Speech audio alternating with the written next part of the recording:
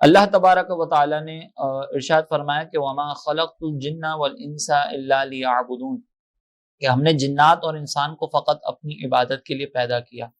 اور یہ ہمارے لیے ایک بڑے شرف کی بات ہے کہ ہم اس دین کو ماننے والے ہیں کہ جس دین نے اپنے ماننے والوں کو ان کی زندگی کا بنیادی مقصد بھی فراہم کر دیا۔ ورنہ بعض لوگ تو ایسے تھے کہ جو ان کو اپنی زندگی کا مقصد ہی معلوم نہیں تھا، اور وہ اپنی زندگی کے مقصد کی تلاش میں مارے مارے پھر رہے تھے، یا انہوں نے اپنی زندگی کو ایک بیکار زندگی سمجھ لیا تھا۔ اللہ تبارک و تعالیٰ نے ان کے متعلق یہ ارشاد فرمایا کہ اللہ تعالیٰ نے ارشاد فرمایا کہ وما خلقنا السماء والارض وما بینہما باطلا، کہ ہم نے زمین اور آسمان کو بیکار پیدا نہیں کیا۔ ذالک ظن الذین کفروا، اس کو بیکار سمجھنا تو ان لوگوں کا گمان ہے کہ جنہوں نے کفر کیا، یعنی کافر لوگ یہ سمجھتے تھے کہ ان کی زندگی کا مقصد فقط اتنا ہی ہے کہ وہ اس دنیا میں آئیں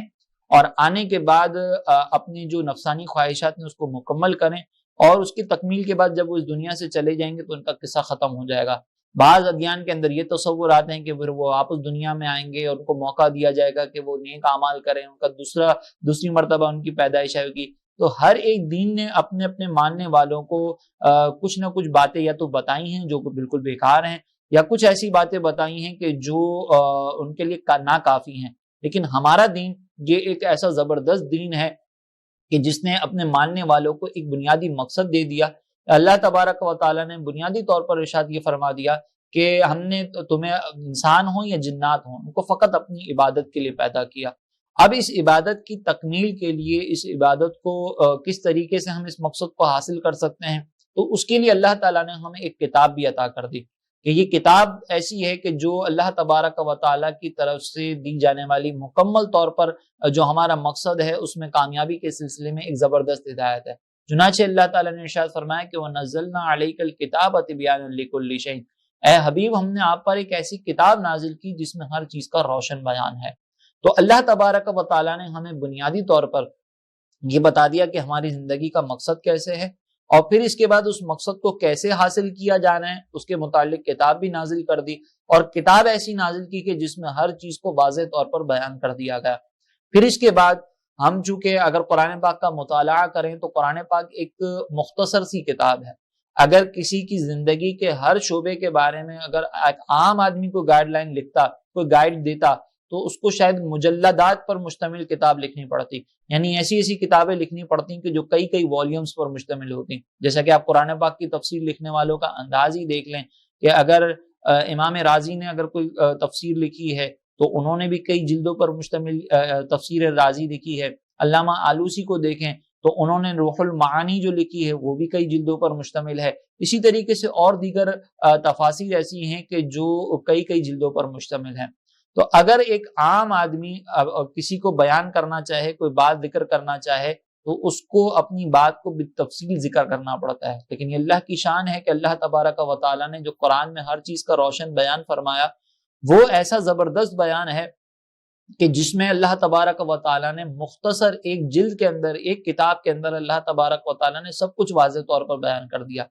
اب ہماری کوتاہی، ہمارا نقص یہ تھا، ہماری کمزوری یہ تھی کہ ہم قرآن پاک کے ان گہرے مفاہیم کو سمجھ نہیں سکتے۔ تو پھر اللہ تبارک و تعالیٰ نے ہمارے اس نقص کو سامنے رکھتے ہوئے، اس نقص کو اللہ تبارک و تعالیٰ جانتا ہے، چنانچہ اللہ تبارک و تعالیٰ نے ہم پر ایک اور احسان کیا کہ ایک ایسے نبی کو مبعوث فرمایا کہ جو ہمیں کتاب و حکمت کی تعلیم دیتے ہیں، اور اس شان کے ساتھ مبعوث فرمایا کہ اس نبی کے متعلق اللہ نے یہ فرمایا کہ الرحمن علم القرآن، کہ رحمان وہ ذات ہے جس نے اپنے محبوب کو قرآن سکھایا۔ تو سوچیے کہ اللہ تبارک و تعالیٰ نے جب خود نبی کریم علیہ السلام کو قرآن سکھایا، جو ذات قرآن کو نازل کرنے والی ہے وہی قرآن کو سکھانے والی ہے، تو اس نے کتنے عالیشان انداز سے نبی کریم علیہ السلام کو کتاب کی تعلیم دی ہوگی، کتاب کو سکھایا ہوگا۔ اگر ایک عام استاد کوئی کتاب لکھتا ہے اور وہی کتاب اگر وہ شاگردوں کو سمجھانا چاہے تو اس کو معلوم ہوگا کہ میں نے جو کتاب لکھی ہے اس کتاب میں جتنی بھی لائنیں ہیں، جتنے بھی ورڈز ہیں، جتنے بھی الفاظ ہیں، ان کے پیچھے کیا کیا مقصد تھا،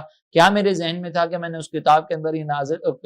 اندر یہ ساری چیزیں تحریر کی۔ تو وہ جب پڑھائے گا اور اس کے مقابلے میں کوئی دوسرا شخص اس کی کتاب کا مطالعہ کر کے پڑھائے گا تو ان دونوں کے پڑھانے میں یقیناً ڈفرینس ہوگا، بلا تمثیل، بلا تشبیہ۔ اللہ تبارک و تعالیٰ نے جو کتاب نازل کی اس کتاب کو خود نبی کریم علیہ السلام کو بیان فرمایا۔ تو کتاب نازل کرنے والی ذات خود سکھا رہی ہے، وہ ذات بھی کامل ہے، اس کے کمال کا بھی کوئی عالم نہیں، اس کے کمال کا بھی کوئی مقابلہ نہیں کر سکتا، اور جو سیکھنے والی ذات ہے وہ بھی مخلوق میں اعلیٰ ترین۔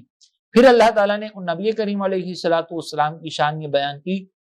یہ نبی وہ ہیں کہ اللہ تعالیٰ نے فرمایا کہ یعلمہم الکتاب، یہ نبی اپنی امت کو کتاب سکھاتے ہیں، رحمان سے سیکھا اور پھر امت کو تعلیم دیتے ہیں، اور پھر ہمیں یہ حکم دیا کہ ما آتاکم الرسول فخذوہ وما نہاکم عنہ فانتہوا، کہ یہ رسول تمہیں جو احکامات دیں ان احکامات کو قبول کر لو، اور جس سے منع کریں تو اس سے رک جاؤ۔ تو اب بنیادی طور پر اگر دیکھا جائے تو ہمارے پاس ہدایت کے حصول کے لیے، اپنے مقصد کی تکمیل کے لیے دو بنیادی چیزیں، ایک قرآن اور ایک حدیث۔ اگر کوئی شخص گمراہی سے بچنا چاہتا ہے، اگر کوئی شخص اپنی زندگی کے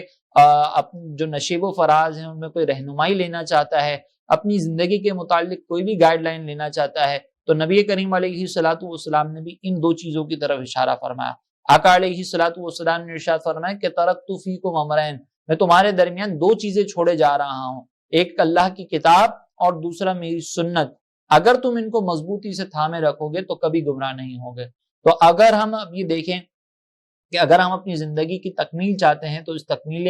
زندگی کے لیے، اس مقصد کی تکمیل کے لیے ہمارے پاس دو بنیادی چیزیں ہیں، قرآن اور حدیث۔ اب ہمیں اس سے معلومات حاصل کرنی ہے، اور اس سے معلومات بھی براہ راست تو اس کا حصول جو ہے وہ بعض اوقات ہر ایک کے لیے ممکن نہیں ہوتا۔ جیسے مثال کے طور پر عقائد کو تو اللہ تبارک و تعالیٰ نے بڑے واضح طور پر قرآن کے اندر بیان کر دیا، اللہ تعالیٰ نے واضح طور پر اپنی وحدانیت اور اس پر دلائل کو ذکر کیا، نبی کریم علیہ الصلوۃ والسلام کی نبوت کا ذکر فرمایا کہ آپ آخری نبی ہیں، اسی طریقے سے فرشتوں کا ذکر موجود ہے، اور اللہ تبارک و تعالیٰ نے جنات کا ذکر کیا، جنت کا، دوزخ کا، برزخ کا، یہ سارے معاملات اللہ تعالیٰ نے جو بنیادی عقائد ہیں وہ واضح طور پر بیان کر دیے۔ لیکن جو فروعی مسائل ہیں، جیسے مثال کے طور پر نماز کا حکم موجود ہے، لیکن وہ نماز پڑھنی کیسے ہو، اس کی تشریح کے لیے حدیث کی طرف ہمیں متوجہ کیا۔ حدیثوں کے اندر اگر دیکھیں تو ہمیں مختلف طریقے ملتے ہیں، تو ہر ایک کے لیے یہ ممکن نہیں کہ وہ قرآن و حدیث کا گہرائی کے ساتھ مطالعہ کرے۔